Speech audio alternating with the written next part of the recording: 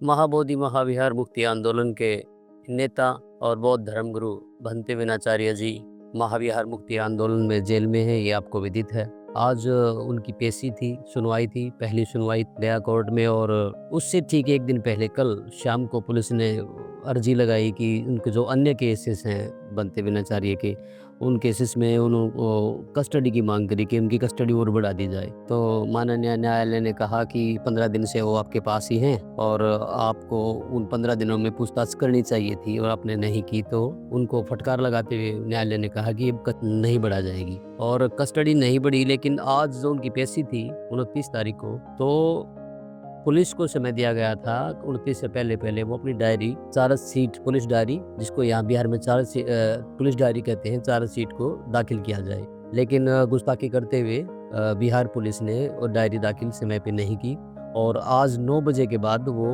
Diary वहाँ पहुँची। तो जज साहब ने कहा कि इसको देखा जाएगा, एक दिन पे एक रात का समय उन्होंने दिया और कल इस पे भंते जी की बेल पे सुनवाई होगी। तो कल उनकी सुनवाई है 30 तारीख को। और ये सूचना आप लोगों को देनी इसलिए ज़रूरी थी कि बहुत सारे फ़ोन कॉल और मैसेज आ रहे हैं। लोग पूछ रहे हैं कि क्या रहा, क्या भंते जी बाहर आ गए, और कुछ लोग उनको रिहाई की शुभकामनाएं भी दे रहे हैं। तो आप तक सूचना ये पहुंच गई। और दूसरा ये था कि हम यहाँ भंते विनाचार्य के लिए उनकी पैरवी कर रहे हैं। उनके केस में कुछ साथी और हैं हमारे साथ, मुख्य रूप से जयप्रकाश जी हैं, बहुजन समाज पार्टी के नेता रहे हैं, वो हमारा बड़ा साथ दे रहे हैं।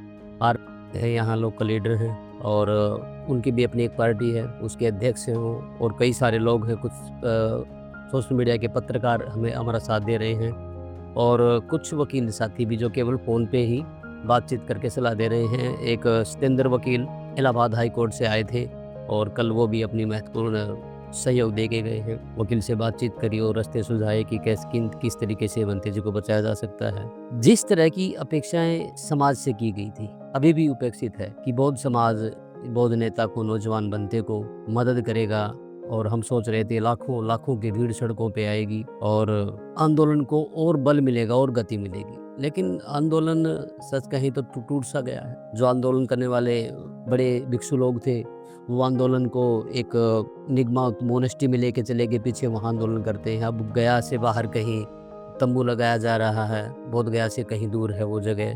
तो समझ में नहीं आ रहा कि आंदोलन को लोग कहाँ ले जाना चाहते हैं, और जिस तरह का आंदोलन होना चाहिए था उस तरह का आंदोलन हो नहीं पा रहा। हम यहाँ डटे हुए हैं, बोध गया में ही हैं, शासन प्रशासन पुलिस प्रशासन से भी लड़ रहे हैं और आंदोलन को भी गति देंगे। तो इंतजार कर रहे हैं कि भंते विनाचार्य बाहर आएँ तो पुनः इसको दोबारा से इसको सारी शक्ति संजो करके शुरू किया जाएगा। और ज़्यादा कुछ नहीं, बस अभी भी अपेक्षाएं हैं आप लोगों, आइए और आंदोलन को मजबूत कीजिए। जय भीम, नमो बुद्धाय।